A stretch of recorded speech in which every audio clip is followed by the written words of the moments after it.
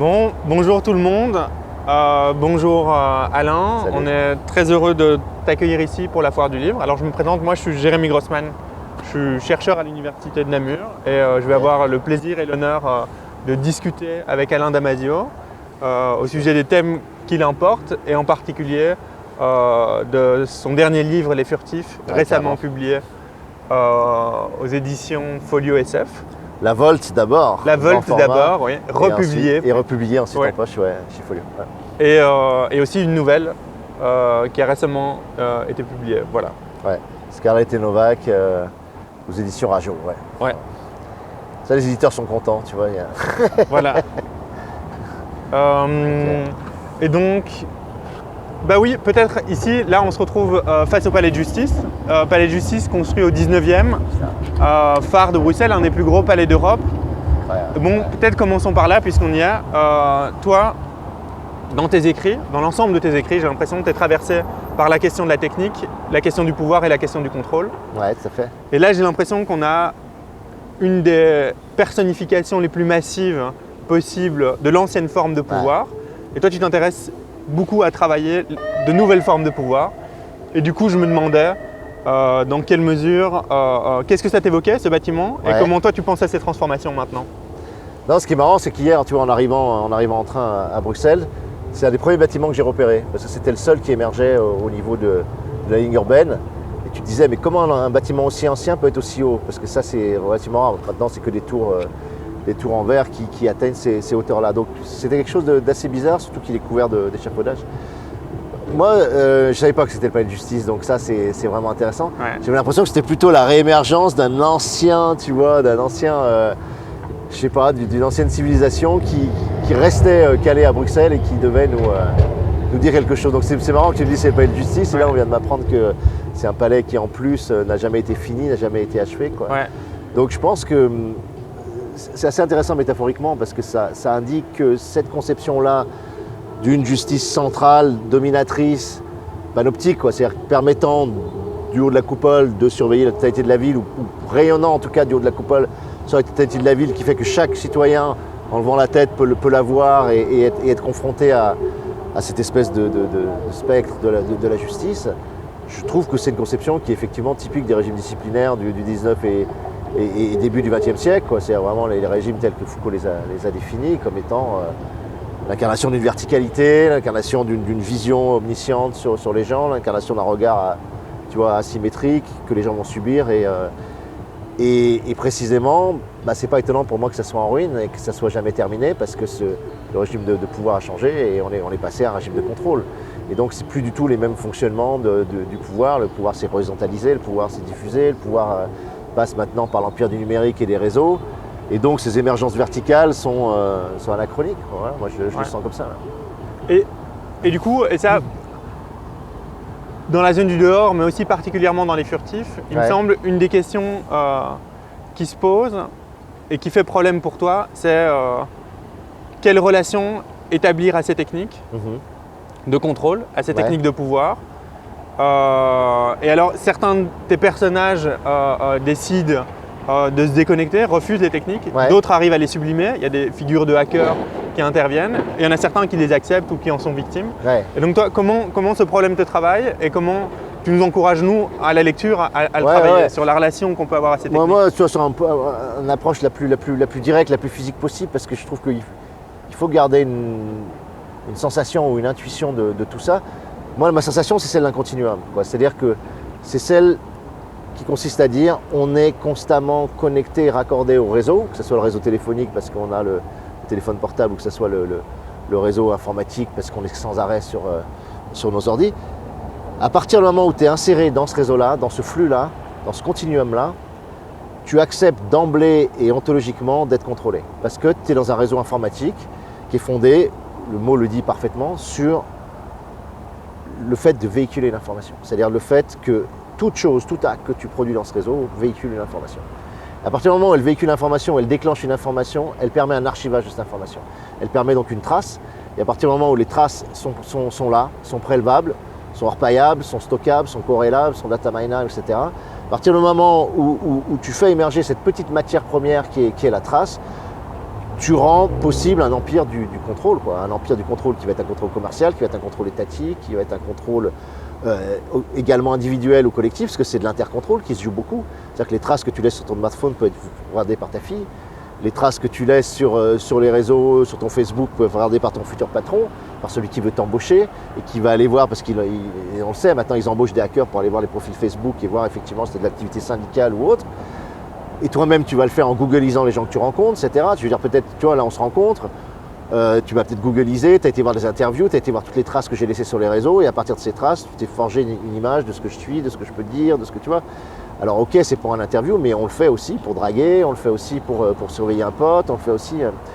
Donc moi, ce qui me frappe, c'est que voilà, ce continuum, à la fois, il est horizontal, c'est un réseau de traces que tout le monde peut venir agréger, amalgamer, corréler et utiliser pour de la vente évidemment commerciale, ça c'est les plateformes, ou pour essayer de suivre ce qu'un certain nombre d'êtres humains fait à l'extrême gauche ou dans le terrorisme islamique, etc. Donc ça c'est l'État, donc milice, armée, police, etc. Donc là, tu reprends une verticalité sur cet ensemble de traces horizontales. Mais moi, ce qui me frappe le plus et ce qui me touche le plus, c'est qu'on est baigné, on est immergé, on est électrisé dans ce flux, cette espèce d'immense océan de données et de contrôle. Et que par rapport à ça, c'est extrêmement difficile d'en sortir parce que tu es une particule productrice de traces à l'intérieur de ce réseau-là et que le réseau est de façon ontologique un réseau producteur d'infos et de traces, quoi. Voilà. Donc ça, je trouve qu'on ne le dit pas assez. On ne dit pas assez que c'est ontologiquement qu'on est contrôlé. C'est pas « ah, on va contrôler, etc. » C'est que tu produis de la trace de toute façon, quoi que tu fasses. C'est pas le cas en ville. Tu vois, là, on est en train de discuter, etc. S'il y a des caméras, et il y en a souvent un peu partout, on peut effectivement avoir une captation de notre image, ou parfois il y a même des capteurs sonores et tout. Mais globalement, tu as plein de zones où tu n'as pas ces captations. Et dès que tu sors de la ville, tu ne les verras pas du tout à la campagne. Donc tu ne produis pas ontologiquement de la trace quand tu vis dans le monde réel.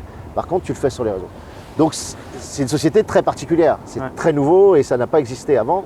Et c'est ce qui fait aussi que le contrôle a acquis un degré, j'ai envie de dire, à la fois d'aérodynamique et de comment on peut appeler ça, d'efficacité, jamais atteinte autrefois. Parce que avant, tu prends l'Allemagne de l'Est, tu prends ce film qui est génial, La vie des autres. La vie des autres.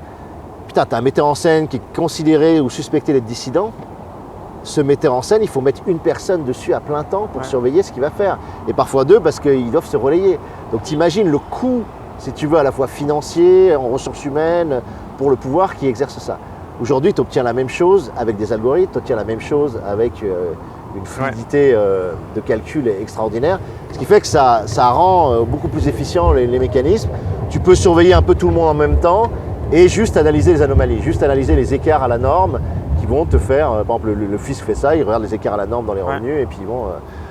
Donc ça c'est vraiment ce qui fait que pour toi ça t'oblige aussi à te normaliser au maximum parce que plus tu es dans la norme, plus tu es à l'intérieur de la norme, moins tu vas saillir comme étant une menace potentielle, notamment politiquement, quoi, tu vois. Et du coup ça, en effet je pense que c'est une des grandes transformations que tu pointes extrêmement bien, c'est le raffinement extrême que le numérique et la captation de traces permet dans l'exercice de ce pouvoir vertical et qui n'est pas juste une différence d'intensité, mais qui change véritablement les choses. Parce que pour moi, la différence entre, tu fais référence à la vie des autres, la différence essentielle, c'est que l'agent qui relaie l'information, c'est un humain et que là, ce qui est critique dans le film, c'est qu'il hésite et qu'il décide de ne pas la relayer ou de ne pas en relayer certaines ou la totalité. Et c'est là où, par définition, ici, les caméras, elles relaient toute l'information. Et donc là, la possibilité de désobéissance est du coup inversement proportionnelle au pouvoir qui s'exerce sur les individus. Mais je dirais, j'ai l'impression que dans tes écrits, il y a aussi une autre forme de pouvoir que tu mets en scène, que tu mets en jeu. Et tu développes, à mon avis, quelques expressions qui sont particulièrement intéressantes ou des façons de poser le problème. Et là, c'est peut-être un pouvoir moins vertical et plus horizontal, tu l'as en partie évoqué. Tu parles de technococon et la capacité à rapprocher les objets techniques de nos corps et à faire en sorte qu'ils soient presque indistinguables de notre peau. Tu parles aussi d'auto-aliénation, de self-service. Et une autre expression qui m'a assez marqué et fait réfléchir, que je retrouve dans la littérature et qui est très fertile, c'est parler en termes de degré de liberté aussi. Combien de degrés de liberté on abandonne, on regagne, comment on se libère. Voilà. Ouais, ça c'était vraiment une chose qui m'avait frappé. Je crois que c'est un un membre du parti pirate finlandais, ou je crois, hein, si je ne dis pas de bêtises, qui avait fait une série d'articles là-dessus qui s'appelait 21 degrés de liberté. Et en fait, contrairement à l'espèce de logique qu'on a depuis si tu veux, on s'est inscrit dans une logique progressiste depuis le Moyen-Âge, en pensant qu'on allait vers une libération de plus en plus importante des individus, des citoyens, etc. Et effectivement, il y a eu, je pense, une ouverture des libertés de plus en plus forte. Moyen-Âge, effectivement, régime disciplinaire, puis régime de contrôle, etc. Et en réalité, lui, il est en train de montrer qu'on est passé un point haut de la courbe et qu'on est en train de redescendre. Moi, c'est ma conviction. C'est-à-dire que le point haut de la courbe de liberté, pour moi, il a été atteint dans les années 70. Et qu'après, avec le développement du numérique, des mécanismes de contrôle, des capteurs, de toute la technique statistique d'agrégat aussi de ces données, de ce big data, etc., on est en train de redescendre vers des mécanismes qui referment tout un ensemble de libertés qui avaient été ouvertes auparavant. Notamment, il cite un truc extrêmement simple, il dit par exemple l'anonymat des opinions, l'anonymat d'envoyer une lettre à quelqu'un et de ne pas être lu. Il dit avant, le système postal habituel, tu envoies une lettre, on ne va pas ouvrir la lettre sauf cas exceptionnel. Il dit aujourd'hui, n'importe quel mail envoyé, et de fait, notamment tu prends Gmail, tu prends Google Mail, tous les mails sont lus par des bots, c'est des robots qui lisent tous les mails et qui relèvent les mots-clés, etc. Si jamais tu t'évoques des marques, si jamais tu évoques des trucs, tu as des mots tilt qui fait que ça va être... C'était pas le cas avant, tu vois. Donc là, il dit, voilà, réduction d'un certain degré de liberté, machin, mon tu. Donc là-dessus, c'est vrai que c'est hyper important. Après, moi, ce qui m'intéresse, c'est la ligne historique. Enfin, ce que j'essaye de montrer dans la zone du dehors et les furtifs, c'est de dire, ok, on passe d'un régime de souveraineté qui est très particulier, Foucault le décrit très bien, c'est-à-dire qu'il dit, c'est un régime qui a le droit de vie ou de mort sur les individus, qui a le droit de cuissage aussi sur les femmes, si on veut parler des logiques patriarcales, etc. Mais ce régime, paradoxalement, laisse énormément de liberté aux paysans. C'est-à-dire que les paysans, les serfs, ils peuvent avoir une liberté de mœurs très grande. C'est pas le seigneur qui va déterminer comment ils vont vivre socialement, etc., dans les familles et tout. Ce qu'il leur demande, généralement, c'est une dîme, c'est-à-dire 10% de la production. Il les utilise quand il y a des guerres, etc. Et puis, il a ce droit de vie ou de mort qui est extrême, mais qui est complètement discontinu. Il dit c'est un pouvoir discontinu, tu vois. Puis après, il dit régime disciplinaire, et on connaît les grandes analyses de Foucault. Tu as vraiment ce moment où, dans les milieux fermés, que ce soit la prison, l'hôpital, l'école, etc., on exerce un pouvoir constant qui se restructure le temps et l'espace. C'est-à-dire que voilà, tu dois faire dans un espace donné et dans un temps donné un certain nombre d'actes, un certain nombre d'efforts, un certain nombre notamment dans l'usine, tu vois, et on surveille ça. Voilà. Et après, tu te dis, bon, ce régime disciplinaire étant extrêmement aliénant, extrêmement contraignant, il y a eu tout un ensemble de mouvements d'émancipation, de lutte, de libération, et qui culmine dans les années 70, 68, etc. Et tu dis, bien ça y est, on a réouvert la porte, quoi, tu vois. Et tu te dis, ça y est, la liberté a été retrouvée, on est sorti du régime disciplinaire. Et tu te rends compte que se met en place ce régime de contrôle, beaucoup plus sournois, plus insidieux, plus indirect, qui vient recapter, tu vois, comme une espèce de libération qui est à nouveau réenveloppée. Et après, arrive le numérique qui vient se corréler au régime de contrôle, qui lui donne une puissance. C'est-à-dire que ce régime devient extensif, c'est-à-dire qu'il couvre quasiment tous les individus, tous les actes d'achat, tous les actes d'émission d'un mail, d'un SMS, d'un scroll, etc. Tout un ensemble de micro-actes, de visites de sites qui sont pris. Et il est plus intensif parce qu'il touche quasiment toutes les fréquences d'actes. Et il est plus qualitatif, comme tu le disais tout à l'heure. Et là, donc, quand tu arrives à la trace, tu te dis, putain, qu'est-ce qu'on peut faire de plus, quoi. Et en même temps, tu te rends compte que le régime te laisse beaucoup de liberté parce que tu utilises l'appli que tu veux, les technologies que tu veux, etc.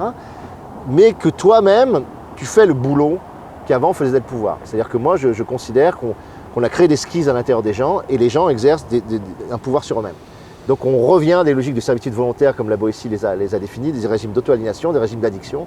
Et que le plus difficile aujourd'hui, le plus aliénant aujourd'hui, le pouvoir le plus important à exercer sur les gens, il est exercé dans des systèmes d'auto-aliénation, d'auto-addiction. Pour moi, tu vois, d'où la difficulté qu'il y a à s'en défaire, parce que c'est des régimes différents. On est dans les logiques de drogue, les logiques d'addiction, les logiques de... Donc il faut avoir un esprit de contre-addiction, tu vois, pour pouvoir en sortir. Ouais. Et un des premiers moyens, évidemment, c'est la déconnexion pure et simple. Moi, je vois, j'ai pas de smartphone, ça me permet de le faire. Mais tu as aussi le sabotage, le brouillage, l'anonymisation. Tu as plein de méthodes qui peuvent être utilisées pour en sortir. Donc après, il faut être conscient de ces méthodes, il faut être hacker, ou en tout cas, il faut savoir bricoler, hacker au sens fondamental, il faut savoir bricoler la technologie pour pouvoir sortir de tout ce qui a été mis en place pour automatiser Et moi, je le dis des fois, je dis aux gamins qui arrivent maintenant, aux jeunes, etc., je veux dire, dans les années 70, la liberté était un acquis et puis le pouvoir pouvait s'exercer sur toi, te contraindre, la police t'emmerde, etc. Aujourd'hui, le contrôle est un acquis et ta liberté, tu dois la conquérir, tu vois. C'est-à-dire que tu arrives dans un régime où quand tu vas sur n'importe quel navigateur sur Internet, tu utilises ton téléphone portable, tu es de fait et substantiellement contrôlé. Donc tu vas devoir te battre pour réaménager, pour réouvrir tes degrés de liberté qui ont été fermés. Et la première chose à faire, c'est déjà ton logiciel de navigation, c'est déjà le logiciel mail que tu utilises, c'est toutes les techniques d'anonymisation, c'est la capacité à déconnecter, la capacité à effacer tes historiques, etc. C'est-à-dire que tu dois travailler sur ta trace, sur ta production de traces, tu vois, pour essayer de dire, ben voilà, je suis un chien qui pisse partout, qui fait caca partout tout le temps. Comment je trouve une hygiène sociale qui fasse qu'on ne va pas récupérer tout ce que je suis en train de produire en permanence et qui va me revenir en boucle comme auto-aliénation. Et après, je dois réfléchir à moi-même sur tous les mécanismes qui me rendent addict aux plateformes, aux technologies et comment j'en sors, quoi. Voilà, ça, c'est... Ouais, là, la proposition, c'est de dire on repolitise plein d'actes qui ont été dépolitisés et on repolitise des habitudes qui, par définition, sont plus questionnaires. Et c'est comme ça, c'est une des principales façons de redéfinir son rapport aux techniques. Maintenant, moi, ça c'est plus personnel, mais des fois j'ai un peu un problème et j'ai l'impression que c'est présent aussi cette tension. Je crois que c'est Sarr à un moment qui dit qu'elle prend un regard de surplomb et des choses comme ça. Et je me dis, comment ça se joue en fait? Comment se joue cette servitude volontaire, cette auto-aliénation chez les personnes qu'on vise? C'est les personnes qu'on quoi? Chez les personnes qu'on vise généralement quand on parle de ça. Donc, et là, je pense que Scarlett et Novak est assez intéressant parce que quelque part, il ne donne pas de réponse du tout, mais il pointe un énorme problème qui est justement la perte de ces degrés de liberté, cette dépendance au smartphone. Et j'ai l'impression que là, tu essayes de construire un problème et de le communiquer, dans ce cas-là, à la jeunesse, quoi.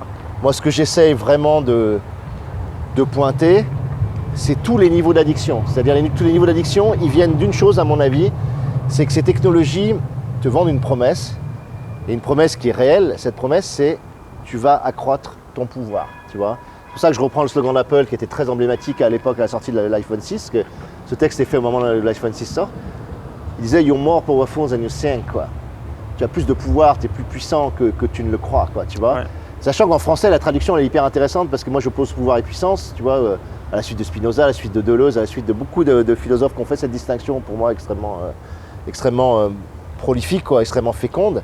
C'est de dire la technologie t'apporte des pouvoirs colossaux. Typiquement, par exemple, dans mon smartphone, j'ai la géolocalisation, donc je peux avoir un GPS, donc je peux m'orienter dans une ville sans avoir du tout besoin de la connaître.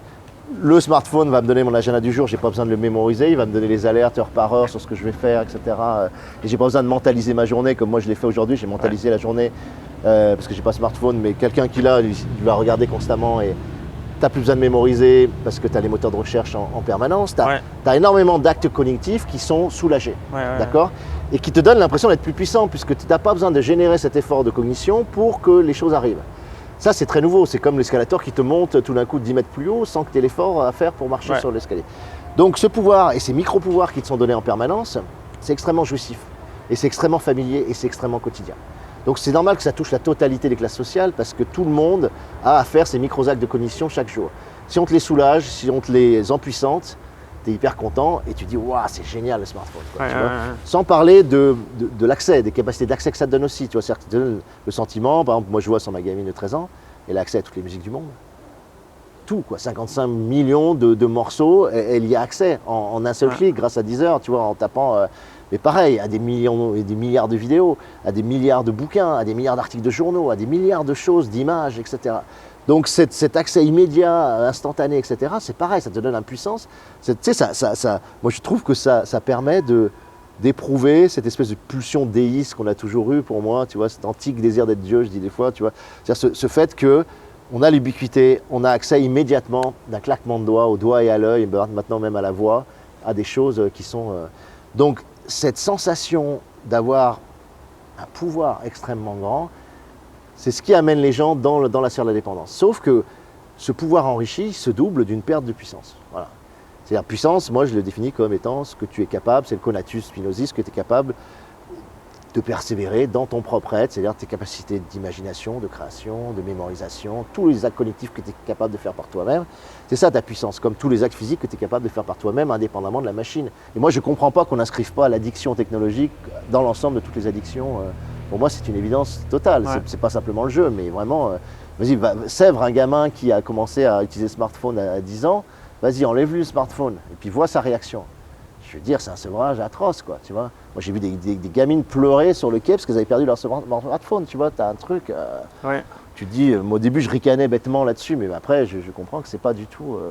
Donc voilà, donc moi, si tu veux, ce que j'adore dans ce régime de pouvoir dans lequel on est aujourd'hui, c'est qu'il est en grande partie activé par les gens sur eux-mêmes.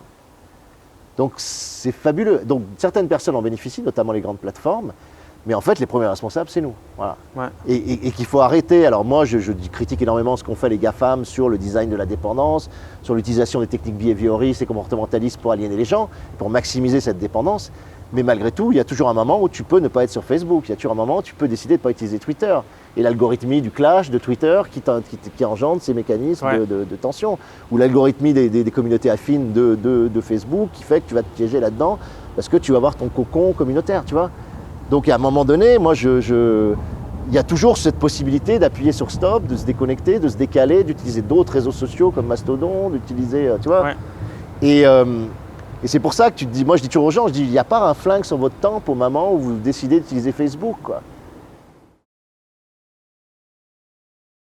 J'entends ton exemple de les enfants, on leur retire leur téléphone et ils vont commencer à pleurer. Ouais. Et c'est un truc auquel moi j'ai été obligé de réfléchir parce que j'ai dû travailler un peu sur les problèmes de 5G, d'hyperconnectivité et tout ça. Ouais. Et en fait, je me suis dit, bon c'est vrai, mais en même temps, ce qu'on fait, c'est qu'on les coupe pas juste du téléphone, quoi. On les coupe de toutes leurs relations sociales. Ouais, c'est tout à fait ça. Et en fait, la question du coup, c'est le problème, c'est pas tellement le téléphone en tant que tel, c'est le fait c'est ça qui va les faire souffrir, quoi. C'est qu'ils vont plus avoir la possibilité d'interagir avec les autres. Et du coup, là, moi, j'aurais tendance à dire, bon, finalement, est-ce que c'est pas sain d'être dépendant des relations sociales? C'est ça, une façon de retourner le problème un petit peu, quoi. Non, mais là où tu as complètement raison, et on le voit vraiment sur les adolescents, la clé, c'est le réseau d'amitié. Et la grande force de ces plateformes, c'est qu'elles ont cristallisé le réseau d'amitié autour d'une interface, quoi, tu vois. C'est-à-dire que l'interface devient le point d'entrée au réseau d'amitié, ce qui n'était pas le cas avant, quoi. Avant, ce qui était le point d'entrée, c'est d'être à l'école, dans la cour de récré, c'est d'aller se retrouver dans un parc, etc. Ce qu'ils font encore aussi, hein, ma fille fait ça encore aussi. Mais effectivement, l'outil vient réticuler le réseau d'amitié. Ouais. Et ce qui fait que pour réaccéder à ce réseau d'amitié, tu as l'impression que tu es obligé de passer par l'outil, quoi, tu vois. Et ça, c'est un magnifique piège. En tout cas, c'est quelque chose qui est du coup extrêmement difficile à défaire parce que quand tu te coupes des réseaux, c'est comme si tu arrachais un milliard de fils que tu as tissés auprès d'énormément d'amis, d'énormément. Tu vois, les gens maintenant, ils ont des centaines d'amis sur Facebook, etc. Donc quand tu t'arraches du réseau, il faut être sacrément fort parce que tu t'arraches effectivement d'un réseau d'amitié sur lequel tout le monde est venu se piéger aussi, comme toi, quoi. Donc ça, c'est compliqué, hein. Ouais. Mais c'est pour ça que moi, je me dis, plus ça va, plus je me dis, les mécanismes de justement l'esprit de contradiction, c'est tu peux avoir l'espoir que un peu, moi je parle d'épicurisme technologique, des fois c'est d'avoir l'espoir de dire les gens vont être capables par une sobriété technologique dans l'utilisation des réseaux, des plateformes, des applis, etc., d'utiliser que celles dont ils ont réellement besoin.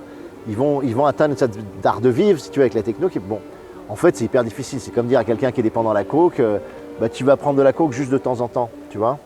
Tu vas doser tes moments où tu en prends. En fait, c'est extrêmement difficile de faire ça, quoi. Ouais. Donc souvent, les gens, ils rentrent dans un vrai sevrage. Et ils se coupent complètement, d'où le fait que, tu vois, moi par exemple sur le smartphone, je sais très bien que si j'avais un smartphone, je passerais mon temps dessus, tu vois. Ouais.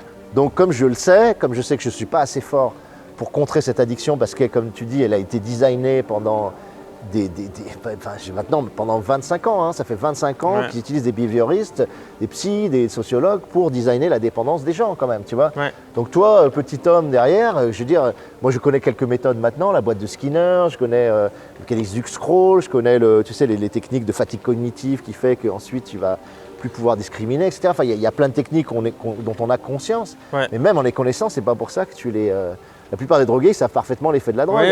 C'est pas pour ça qu'ils arrêtent de la consommer. Enfin, tu vois, donc effectivement, des fois, les ruptures massives sont... mais après, moi, je trouve que ça implique un enjeu beaucoup plus grand qui est de se dire, on est dans une économie de désir, tu vois, et on investit un certain nombre de désirs négatifs et positifs sur la technologie. Comment rebâtir une économie de désir qui soit en dehors de la technologie, tu vois, c'est-à-dire de dire, moi, quand les gens me disent, mais qu'est-ce que vous proposez, etc., je leur dis, pour moi, il y a une économie de liens en chair et en os. Il y a le désir de ces liens en chair et en os, de cette présence, de cette proximité sociale qui est l'inverse de la distanciation qu'on a vécue. C'est la seule chose qui est plus puissant que d'être en réseau, en ligne avec ses amis. Voilà. Donc si tu ne réinvestis pas, et là ça pose des questions d'urbanité, de lieux, de tiers-lieux, de ZAD, si tu n'as pas des lieux, des territoires dans lesquels la liberté peut s'exprimer, dans lesquels les gens peuvent se voir en chair et en os, faire la fête ensemble, faire des projets ensemble, travailler ensemble de la façon dont ils veulent travailler, développer des amours, des amitiés, tu n'as pas un régime de désir suffisamment puissant pour contrer ce que le numérique a magnifiquement fait pour nous, atomes individualisés, parce que le règne du néolibéralisme et la promesse et l'idéal de ce régime-là, c'est de dire vous êtes des atomes individuels éparpillés à travers le corps social et on va vous relier avec le numérique. Voilà. Et tous les moments où vous reliez, nous on les capte, on les enregistre, on les stocke, on les archive, ça nous permet de produire de la plus-value. Et vous continuez à être dans vos technococons, continuez à échanger, tu vois, soyez une grappe. Moi je dis grappe plutôt que groupe, tu sais, soyez une grappe, soyez connectif et pas collectif, et là, soyez solitaire et pas solidaire. Et là, nous, ça nous permet d'activer un régime économique qui est très puissant et sur lequel on prélève de la trace et de l'argent. Bon. Donc la seule façon de contrer ça, c'est pour ça que le réinvestissement dans le territoire, on l'a vu sur les ZAD, est super important, c'est que c'est à nouveau être en chair et en os, ici et maintenant, ensemble. Et il n'y a que ça qui a une puissance de désir suffisamment forte pour... voilà. Et après, la deuxième chose, moi, ma conviction, c'est ce que je développe dans les furtifs, c'est le renouement au vivant. Voilà. C'est-à-dire qu'on a été coupé, la modernité nous a coupé de la nature, nous a coupé des espèces animales, des espèces végétales, du maquis, de la terre, du fait de cultiver la terre, de la forêt, de tout un ensemble d'écosystèmes qui sont producteurs de vitalité pour nous, qui certaines fois vivons-nous parce qu'on a un microbiote très important de microbes, etc. Et donc, tant qu'on ne se reconnecte pas, tant qu'on ne se renoue pas, tant qu'on ne se retisse pas à ces forces-là, le désir, il va pas être suffisant, il ne va pas être suffisamment fort pour nous arracher aux jeux vidéo, pour nous arracher au réseau. Donc c'est là que se joue, quand tu disais, et oui, il y a un jeu entre vivant et technologie, au sens où la technologie offre des ersatz de socialité, offre des ersatz d'enthousiasme, offre des ersatz de jeu, etc. Et qu'il faut réinvestir le réel, quoi. Ouais. Tu vois, c'est compliqué. Hein. Mais alors, moi, ce serait ça, c'est la grosse question que je trouve compliquée et belle des furtifs. Du coup, c'est celle de la métamorphose et de l'hybridation. Et quelque part, donc, la trame narrative des furtifs, j'ai l'impression, c'est de suivre le devenir de cette unité militaire et elle veut désespérément rencontrer des furtifs qui ne cessent de lui échapper. Et pour les rencontrer, en fait, elle va devoir se métamorphoser elle-même, cesser d'être une unité militaire, devenir un collectif militant. Et plutôt que de vouloir connaître les furtifs coûte que coûte, quitte à les tuer et les figer, elle va devoir vouloir inventer de nouvelles façons de vivre avec eux et de s'hybrider avec eux. Et donc ça pour moi, c'est ce qui est vraiment très puissant et on retrouve du coup cette question que tu viens d'évoquer de l'hybridation avec le vivant. Mais alors du coup, la question, et là je parle de mon point de vue, où moi je travaille sur des pratiques d'ingénieur en philo des techniques, je me dis bon, est-ce que la technique dont on vient de parler, chaque fois c'est une technique de contrôle. Et en fait moi c'est ça la question, c'est est-ce qu'il y a de la place pour une hybridation avec la technique aussi, qui ne serait pas des techniques d'asservissement. Et du coup, comment construire la déconnexion, c'est une chose. Quand on est face à la technologie de contrôle, il s'agit de comprendre ce qu'elles veulent nous faire faire, quel degré de liberté elles nous prennent et arriver à couper lorsque c'est nécessaire. Mais il est possible aussi, et là on retrouve la question des imaginaires, des tiers-lieux, des interstices qui t'importent, de construire d'autres relations à la technique et donc aussi nécessairement d'autres techniques. Ouais, alors moi je suis convaincu, si tu veux, alors il y en a qui opposent technologie et technique justement parce que la technique c'est ce que tu peux toi empoigner, quoi. Et je pense que la distinction elle est pas mal, alors que la technologie c'est un système et sur lequel toi tu es inséré à l'intérieur et tu peux pas… Mais moi c'est vrai que je reviens de toute façon à la philosophie d'Illich là-dessus, à ce que Illich a dit, c'est-à-dire qu'il parle de technologie émancipatrice, il parle de technologie conviviale, etc. Et en fait, quand tu regardes, il te dit, voilà, il y a des technologies qui te rendent autonome, il y a des technologies qui sont hétéronomes. Hétéronome, c'est-à-dire que en fait, tu es dépendant, tu ne peux pas accéder à l'autonomie par cette technique-là. Et tu le vois sur des choses très simples, enfin, je veux dire, les exemples qu'il donne sont très simples aussi. Tu vois, tu prends un vélo, tu te dis, je vais me déplacer en voiture, tu sais, en voiture électronique, où j'appuie sur on au démarrage de la voiture, que j'ai besoin d'une carte, ou au contraire, je me déplace en vélo. Tu vois, tu déplaces en vélo, tu crèves. Bah, si tu n'es pas complètement manchot, tu as les clés, tu démontes ta roue, tu enlèves la chambre à air, tu mets la pastille, tu répares et tu redémarres, tu vois.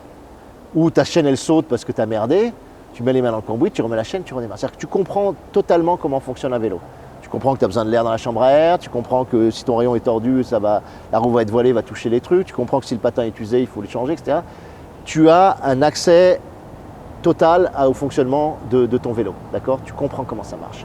Et comme tu comprends comment ça marche, tu peux réparer, tu peux bricoler, tu peux l'empoigner, tu peux même en fabriquer les vélos, etc. Donc, chaque fois que tu as accès à une technologie sur laquelle tu peux bricoler, réparer, changer les pièces, etc., tu es en autonomie. Et donc, ça accroît ta liberté. Et non seulement ça accroît ta liberté, mais en plus, ça accroît les relations sociales que tu as avec les gens parce que tu vas bricoler ensemble, que tu vas réparer un truc ensemble. Tu as une pompe, je pourrais prendre l'exemple d'une pompe aussi, tu vois. Là, je suis en train de créer un lieu, etc. On a une source, il faut remonter l'eau 100 mètres plus haut. Ben, on va travailler, on va creuser les tranchées, on met les tuyaux, etc. Et moi qui ne connais rien au système d'adduction d'eau, etc., ben, je saurais comment ça marche ma pompe, je saurais comment ça marche mon tuyau, je saurais pourquoi, quand j'ouvre le robinet, j'ai de l'eau pour le maraîchage qu'on va faire en haut, tu vois. Et ben là, je suis dans une approche technique, pour moi, qui est une approche émancipatrice, quoi. Et là, la technique m'aide à m'émanciper. Ouais. Voilà. Et c'est pareil informatiquement, c'est-à-dire qu'à partir du moment où tu sais coder, où tu es développeur, où tu sais hacker, où tu sais utiliser le logiciel libre, où tu sais les paramétrer toi-même, etc. Tu as accès au code source, bon, bah tu peux. Voilà, donc tu as une liberté, ça t'ouvre, quoi. Donc ça, c'est.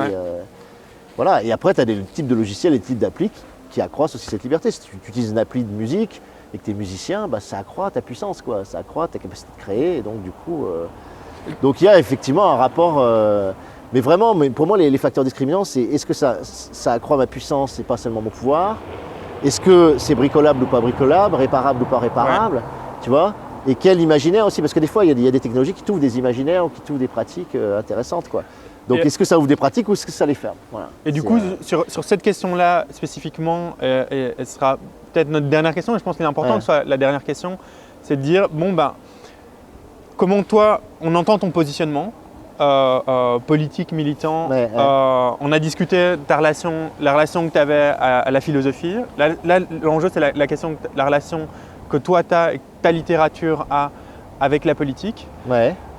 Et j'ai l'impression, certains de tes personnages chez les furtifs, dans les furtifs le disent expressément, il ne faut pas abandonner les imaginaires. Et j'ai l'impression que la littérature en général, la science-fiction en particulier et ton œuvre, elle essaye de travailler les imaginaires. Et du coup, ma question serait, bon, tu as évoqué reconnecter avec le vivant, imaginer d'autres techniques. Quels sont les imaginaires qui, toi, t'importent et comment, toi, tu penses aussi cette communication pour qu'elle soit effective en termes de stratégie politique. Si c'est une stratégie politique, pour faire vivre des imaginaires chez les gens et pas simplement dans leur lecture. De toute façon, l'enjeu imaginaire, il est extrêmement important pour une raison toute simple, c'est qu'on vit dans une société donnée ici et maintenant, d'accord? On a un ensemble de contraintes, on a un ensemble de murs autour de nous, on a un ensemble de pouvoirs politiques qui s'exercent sur nous, etc. On a énormément de difficultés, et c'est normal, c'est humain, à imaginer autre chose. On vit dans un régime technocapitaliste, par exemple, on a un mal fou à imaginer ce que c'était, comment on vivait il y a un siècle, ce qu'on va vivre dans un siècle. Tu vois, c'est-à-dire qu'on est prisonnier du présent. Et comme on est prisonnier du présent, il y a du coup une espèce de valeur ajoutée ou de plus-value très forte des pouvoirs établis, parce que les pouvoirs établis te disent en permanence, et c'est leur but, et c'est leur principe, ils naturalisent leur pouvoir en disant il n'y a pas d'autre possibilité possible, il n'y a pas d'alternative possible. Voilà. On vit comme ça, il faut être concret, il faut être réel. Voilà les choses, comment elles fonctionnent. Si vous dites que ça peut fonctionner différemment, c'est que vous n'êtes pas dans le réel. Voilà. Et donc, toi, c'est quand tu es auteur, quand tu es scénariste, quand tu es réalisateur, quand tu crées des œuvres imaginaires, tout l'enjeu pour toi, c'est de rendre aussi réels tes récits que ce que tu vis au quotidien. Voilà. Aussi réel. D'accord? Donc, il faut beaucoup d'énergie, il faut beaucoup de puissance, il faut beaucoup d'intelligence pour que quand quelqu'un rentre dans les furtifs, dans la zone du dehors, etc., ça soit crédible pour lui, que ça soit consistant pour lui et qu'il se dise, bon Dieu, il y a d'autres mondes possibles, il y a une autre façon de vivre possible, il y a une autre façon de se révolter possible, il y a une autre façon d'envisager l'existence sociale, politique, technologique possible, tu vois. Mais t'imagines la puissance du présent, quoi. Voilà, nous, on est prisonniers du présent. Voilà. Donc l'imaginaire, il vient en lutte contre le présent. Voilà. Et il doit être capable de générer des horizons, des pistes. Moi, je dis, voilà, lanceur d'alerte, j'en ai rien à foutre d'être lanceur d'alerte aujourd'hui. On l'a fait 1000 fois en SF. Moi, j'aimerais être lanceur de pistes, j'aimerais être lanceur d'horizons. J'aimerais ouvrir des... Voilà, on a des murs autour de nous. Moi, j'ai envie d'ouvrir des fenêtres dans les murs. Voilà. Et qu'à travers ces fenêtres, les gens voient, ah putain, il y a un renouement avec le vivant qui est possible, effectivement. On pourrait créer des zouaves, des zones où apprendre à vivre ensemble. On pourrait créer des actes, des zones autogouvernées. On pourrait créer des mouvements comme la Céleste qui vivrait de toit en toit, qui se déplacerait en parapente, en corde. On pourrait créer un mouvement qui s'appelle la Traverse et qui permettrait aux migrants de créer leur propre baraque et défendre ces baraques dans l'interstice, dans les lieux de tiers paysage des villes, etc. Tu vois ? Donc tu mets en place tout un ensemble de choses, tu le mets en récit, tu le mets en scène, tu mets des personnages, tu crées des identifications. Et là, tout d'un coup, si tu es très fort, si l'œuvre est puissante, on va commencer à se déposer dans les gens une sorte d'expérience. C'est-à-dire, ils vont lire le livre et à la fin du livre, quand ils referment les furtifs, quand ils referment la zone, ils ont vécu quelque chose. Et ce qui est paradoxal, ils l'ont vécu de façon imaginaire, mais ce vécu imaginaire va constituer une mémoire, se dépose en eux comme une mémoire. Et cette mémoire vient en compétition de la mémoire de ce qu'ils ont vécu avec leurs proches, etc. Et parfois, les personnages sont plus forts pour toi, plus importants pour ta vie que même des proches que tu connais très bien, tu vois. Parce qu'il y a une telle intensité, Deleuze le dit magnifiquement, il dit, voilà, les grands romanciers, c'est ceux qui créent des moments de vie plus forts que toute vie vivable ou vécue. Plus forts que toute vie vivable ou vécue, tu vois. Il faut réfléchir à ça. Et nous, on a cette possibilité, c'est qu'on peut compacter le temps par la narration, on peut plier le temps, on peut donner une densité extrêmement grande aux événements, et au moment de vie des personnages, qui fait que ça va créer des espèces de pépites, tu vois, incandescentes de vie que toi tu fais descendre en toi, qui restent en toi, qui créent une mémoire. Ce qui fait que cette mémoire elle est hyper importante, c'est que quand il se passe quelque chose dans la société, c'est comme si c'était familier pour toi et tu as déjà les mécanismes. Et Yves Citon le dit très bien, moi j'adore ce terme qu'il utilise, il dit le vrai imaginaire, l'imaginaire puissant, et notamment pour la gauche, c'est un imaginaire qui pré-scénarise des comportements. C'est-à-dire que tu te dis, si l'effondrement arriverait demain, il y a suffisamment de récits de science-fiction qui ont pré-scénarisé les différentes façons un peu. Et du coup, t'oses y aller, t'oses le faire parce que ta mémoire te dit, ah oui, attends, je reconnais un truc. Sinon, à part les grands créatifs, personne n'aurait la faculté à réagir au nouveau, tu vois. Donc toi, ton boulot, quand tu travailles sur l'imaginaire, notamment les imaginaires de gauche, etc., c'est de dire, bah, je mets en place des ferments qui fait que quand ça arrivera, quand la porte s'ouvrira, quand la fenêtre s'ouvrira, on aura envie d'y aller parce qu'on nous aura montré ces horizons-là, ces désirs-là, ces pratiques-là, ces comportements-là. Et on se dira, tiens, c'est jouable. Voilà. Moi, j'ai des gens qui ont fait des clameurs et qui les mettent dans les villes. J'ai des gens qui... Peut-être que la Céleste, un jour, il y a des gens qui vont commencer à envahir les toits, en faire un espace, et tu vois. Et c'est possible. Ils vont se dire, c'est possible, regarde, dans les furtifs, tu vois. Donc l'imaginaire, il fonctionne là-dessus. Donc moi, je crois au pouvoir imaginaire pour ça, voilà. Et par contre, je me méfie énormément du terme parce que ce terme est aussi un terme de divertissement et tu peux t'échapper dans l'imaginaire sans rien changer. L'imaginaire n'est pas nécessairement politique du tout, quoi. Les imaginaires de Disney, ils sont absolument pas politiques, voilà. Ces imaginaires de divertissement, c'est-à-dire que ça te sort de la voie, ça te sort du combat, ça te sort de la route et simplement ça te détend et c'est tout, quoi. C'est de l'évasion plus que ce que ça te situe, et voilà, c'est un rôle social d'évasion, une fonction sociale d'évasion. Mais le but, c'est pas de s'évader, le but, c'est de créer des nouvelles voies. Donc, il faut bâtir des imaginaires qui donnent envie de créer des nouvelles voies. Et c'est plus compliqué, voilà. Mais en tout cas, pour moi, ça passe plus par uniquement la dystopie, quoi. Dire aux gens, regardez l'horreur vers laquelle on va, je trouve que ça marche beaucoup moins que regarder vers où on pourrait aller. Et ça serait super joyeux, super heureux, super beau, quoi, tu vois. Et on a trop fait ça. C'est-à-dire que la SF a trop fait ça. Et en fait, les gens se rendent compte qu'il y a une complaisance dans l'horreur, il y a une complaisance dans le cauchemar, il y a une complaisance dans le négatif, il y a une complaisance dans la collapso, dans l'effondrement. Parce que c'est une catharsis. Tu dis, tu préfères imaginer le pire, ça te vide ton angoisse. Mais imaginer le pire, ça t'aide pas à construire le meilleur, quoi. C'est deux choses complètement différentes, quoi. Et t'as beau faire des effets d'alerte, c'est pas pour ça que les gens vont changer de comportement. On le voit sur la drogue et l'addiction, hein. C'est pas parce que tu sais que la coke va te rendre addictif que tu vas arrêter de l'utiliser, quoi. Tu vois, c'est pas en te montrant un cocaïnomane complètement détruit que tu vas arrêter, en fait. Tu vois, il faut te montrer un autre mode de vie dans lequel la coke, t'en as pas besoin pour être bien, quoi. Tu vois, et c'est ça qu'il faut construire. Je sais pas pourquoi je parle de la drogue tout le temps là. C'est la théorie de junkie, quoi. Ils nous disent qu'on a coupé. Mais voilà. Donc ça, ça m'intéresse beaucoup. Mais je trouve qu'on n'a pas assez vu que l'imaginaire, c'est une création de mémoire aussi. Voilà. Oui, mais ça, c'est vraiment une belle façon de le formuler. C'est très important. Créer une mémoire de ce qui ne s'est pas encore passé, mais une mémoire des gestes qui nous permettrait de répondre à ce qui ne C'est s'est une pas mémoire encore passé. rétro-future, c'est une mémoire d'un futur qui n'est pas encore advenu, mais que toi, tu vas entrer en toi. Et ça te donne des billes. De toute façon, qu'est-ce que c'est les grandes œuvres littéraires, filmiques, etc. C'est des œuvres qui te donnent des armes pour te battre, qui te donnent des armes pour construire ta vie, qui te donnent des armes pour comprendre la société dans laquelle tu vis, qui te donnent des armes pour vivre tes relations amoureuses, tu vois, et pour t'en sortir. Voilà, moi je dis toujours, c'est transformateur d'énergie, ça te transforme ton énergie et ça la rend capable justement de métaboliser des choses que tu ne savais pas métaboliser avant, quoi. Ouais. Des fois, tu vas voir un film où le père a perdu son fils, tu n'as jamais perdu ton fils, tu n'as jamais perdu ta fille, tu ne sais pas ce que c'est la perte, mais tu vois ce film et ça t'apprend à l'avance, en quelque sorte, à devenir capable de surmonter un deuil. Ça t'aide à surmonter un deuil qui n'est pas encore advenu, que ton père va peut-être mourir, machin. Et c'est ça, l'art sert à ça. Enfin, pour moi, c'est sa force, quoi.